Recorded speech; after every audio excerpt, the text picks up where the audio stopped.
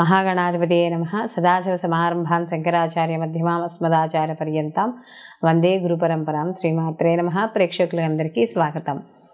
రవి రాహుల యొక్క కలయిక, మీనరాశిలో వీళ్ళ యొక్క కలయిక అనేది జరగబోతోంది. రవి ఎప్పుడైతే కుంభరాశి నుండి మనకి మీనరాశిలోకి ప్రవేశిస్తాడో అప్పటి నుండి మనకి ఈ యొక్క రవి రాహుల యొక్క కలయిక జరగబోతోంది. మనకి జ్యోతిష శాస్త్ర ప్రకారం కానీ చూసుకుంటే రవి మనకి ప్రకాశించే గ్రహం, మనకి కనిపించే గ్రహం, ప్రత్యక్ష భగవానుడిగా చెప్పడం అనేది జరుగుతుంది. అలాగే రాహు ఛాయాగ్రహంగా చెప్పబడతాం. అయితే ఈ రవి యొక్క రాహుల యొక్క కలయిక ఎక్కడైతే ఏర్పడుతుందో ఆ ఏర్పడిన యొక్క స్థానాలను బట్టి వాటి యొక్క ఫలితాలు ఉండడం అనేది జరుగుతుంది. అలాగే జాతక చక్రంలో కూడా రవి రాహులు ఏమైనా ఒకే చోట కలిసి ఉంటే అవి పితృదోషంగా చెప్పడం అనేది జరుగుతుంది. అక్కడ కూడా మనకి కాస్త ఈ రవి రాహుల యొక్క కలయిక వల్ల ఎలా ఉంటుందంటే రెండు విరుద్ధ గ్రహాలు ఒకరికి పడదు, శత్రుగ్రహాలుగా చెప్పడం అనేది జరుగుతుంది. అందులోనూ ఎప్పుడైతే రవి రాహువులు ఒకే చోట చేరతారో రవి బలాన్నంతా కూడా రాహు తీసుకోవడం అనేది జరుగుతుంది. కాబట్టి అక్కడ రవి శుభస్థానంలో ఉన్న ఆయన ఇచ్చే ఫలితాలు అంత అంటే 100% ఆయన శుభ ఫలితాలను ఇవ్వడానికి ఆస్కారం అనేది ఉండదు. కాబట్టి అలాంటి విషయాల్లో కాస్త ఇక్కడ మనకి ఇబ్బందులు పడడం అనేది ఉంటుంది. అయితే సహజంగా మామూలుగా ఏమైనా రాహు కానీ ఒక మన జాతకంలో ఆయన ఉండే స్థితి బాగుంటే మాత్రం వాళ్ళు చాలా ఉన్నత స్థితికి వెళ్ళడం అనేది జరుగుతుంది. అలాగే జాతకంలో కానీ ఈ యొక్క రవి రాహుల యొక్క కలయిక కానీ లేకపోతే రాహు యొక్క ఉండే స్థితి కానీ సరిగ్గా లేకపోయి ఉంటే ఆయన దానివల్ల కాస్త బాగున్న వాళ్ళు కూడా, అంటే జాతక ప్రకారం బాగున్న వాళ్ళు కూడా కాస్త ఇబ్బంది పడే అవకాశాలు అనేవి కనబడతాయి. అయితే ఈ యొక్క రవి రాహుల యొక్క కలయిక వల్ల సహజంగా ఏర్పడే ఇబ్బందులు ఏమిటి అంటే స్నేహవర్గంలోనూ బంధువర్గంలోనూ మాట పట్టింపులు, వివాదాలు ఇలాంటివి రావడం, లేదా ధర్మానికి విరుద్ధంగా ఏవైతే కార్యక్రమాలు ఉన్నాయో అవి చేపట్టడం, ఉద్యోగాల్లో ఒత్తిళ్లు కాస్త ఎక్కువగా ఉండడం, ఇలాంటివన్నీ కూడా కనపడుతూ ఉంటాయి.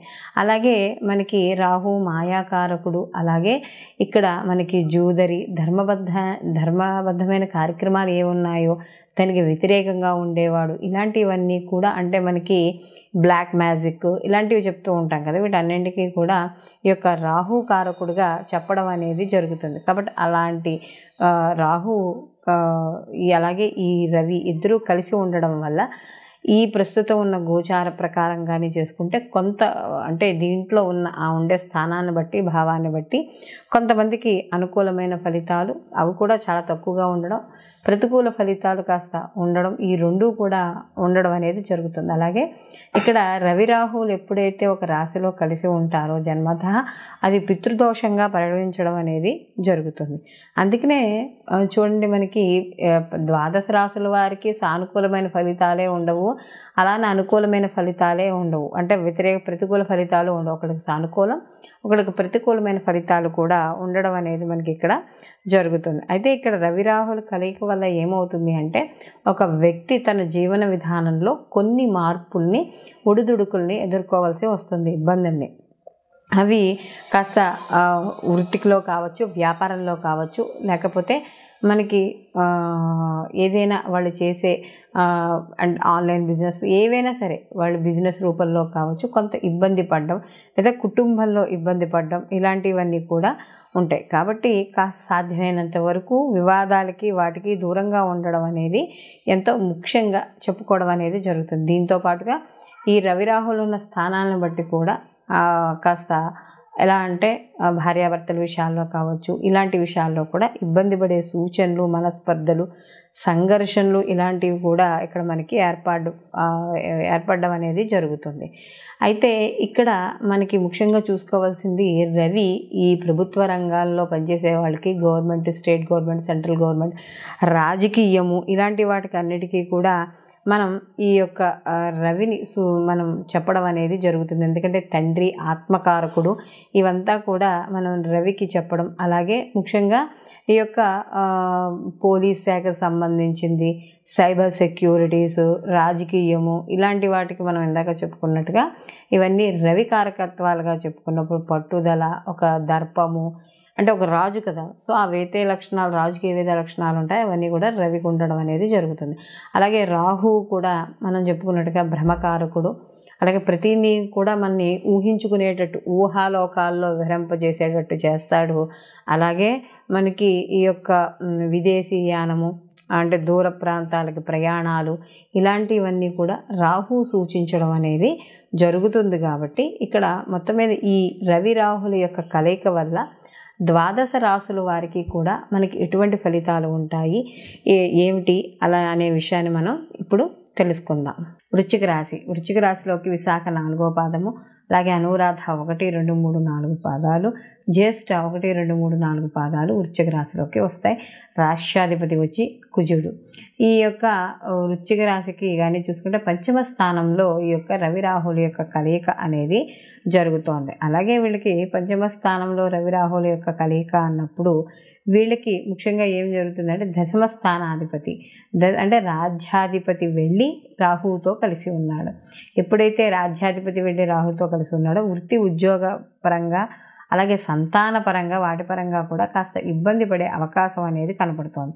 ముఖ్యంగా ఇక్కడ ఎవరైతే ఈ యొక్క రాహు మనం చూసుకున్నప్పుడు సంతానం అంతా కూడా క్రియేటివిటీ, ఇవన్నీ తెలివితేటలు, మనకి అలాగే ఈ యొక్క మంత్రానుష్ఠానం ఇవన్నీ స్థానంగా చెప్పడం అనేది జరుగుతుంది. అలాంటి స్థానంలో రవి రాహుల యొక్క కలయిక వల్ల ఎవరైతే కొత్తగా ఏదైనా మంత్రాలు పొందామనుకున్నా, లేకపోతే ఏదైనా కొత్తగా ఏదైనా ఒక అంటే చాటింగ్ అంటే ఒక పారాయణ కావచ్చు, ఒక జపం కావచ్చు, ఏదైనా చేయాలనుకున్న వాళ్ళకి కాస్త అనుకూలంగా ఉంటుంది. అయితే ఇక్కడ సంతాన విషయాల్లో జాగ్రత్త వహించడం, అలాగే ఎవరైతే స్త్రీలలో గర్భిణీ స్త్రీలు ఉన్నారో వాళ్ళు పంచమ స్థానంలో రవి రాహుల యొక్క కలయిక అనేది జరుగుతోంది. కాబట్టి తప్పనిసరిగా ఈ యొక్క వృశ్చిక రాశి వాళ్ళు ఈ సమయంలో అంటే మార్చి 14వ తేదీ నుండి మనకి ఏప్రిల్ 13వ తారీఖు వరకు ఏదైతే ఈ యొక్క రవి యొక్క సంచారం ఉందో రాహుతో కలిసి ఈ సమయంలో తప్పకుండా గర్భిణీ స్త్రీలు జాగ్రత్త వహించడం అనేది జరుగుతుంది. అలాగే ముఖ్యంగా ఈ వర్కింగ్ చేసేవాళ్ళు, అలాగే ఈ యొక్క తాంత్రిక విద్యలు, మంత్ర విద్యలు ఎవరైతే ఉన్నారో వాళ్ళకి కాస్త అనుకూలంగా ఉండడం, ఇలాంటివి కూడా జరిగే అవకాశం అనేది ఇక్కడ మనకి కనపడడం అనేది జరుగుతుంది. కాబట్టి మనం ఏవైతే మనం ఆఖరణ వీడియో చివరిని మనం రెమెడీస్ చెప్పుకుందాం, ఆ రెమెడీస్ని పాటించడం ద్వారా మీకు ఏవైతే ప్రతికూల ఫలితాలు ఉన్నాయో అవి తగ్గి అనుకూలమైన ఫలితాలు పొందడం అనేది జరుగుతుంది. ఈ రాశివారు ఈ రవి రాహుల యొక్క ప్రభావాన్ని, అంటే మనకి ప్రతికూల ప్రభావాలున్నా సానుకూల ఫలితాలు మనకి ప్రభావాలున్నా కూడా ప్రతిరోజు కూడా ఆదిత్య హృదయ పారాయణ చేసుకోవడం. ఎందుకంటే రవి తన బలాన్ని తను సంపాదించుకోవాలి కాబట్టి ఈ యొక్క రవి బలాన్ని సంగ్రహిస్తాడు. కాబట్టి ప్రతిరోజు కూడా ఈ రాశివారు ఆదిత్య హృదయ పారాయణ చేసుకోవడం, అలాగే దుర్గా కవచం కానీ దుర్గా పారాయణ కానీ, ఎందుకంటే రాహు యొక్క తీవ్రతను ఏదైతే ఉన్నాయో ఆ తీవ్రతను కూడా తట్టుకోవాలి. సానుకూల ఫలితాలు ఉన్నా కూడా మనకి ఇక్కడ మరింత సానుకూలంగా రావడానికి నిత్యము అమ్మవారి యొక్క ఆరాధన, అలాగే సూర్య నమస్కారాలు, ఆదిత్య హృదయ పారాయణ ఇవన్నీ కూడా ఈ రాశివారు ప్రతిరోజు తప్పకుండా చేసుకోవాలి. అలాగే సూర్య భగవానికి సంబంధించిన ద్వాదశ నామాలు చదువుకున్నా, అలాగే ఆదివారాలు ఈ ఏదైతే పీరియడ్ ఆఫ్ టైం ఉందో ఈ పీరియడ్ ఆఫ్ టైంలో మనకి ఈ యొక్క రవికి సంబంధించిన ఏదైనా కవచాన్ని పారాయణ చేసుకోవడం, లేదా సూర్యాష్టకం పారాయణ చేసుకోవడం, ఏదైనా చేసుకోవచ్చు.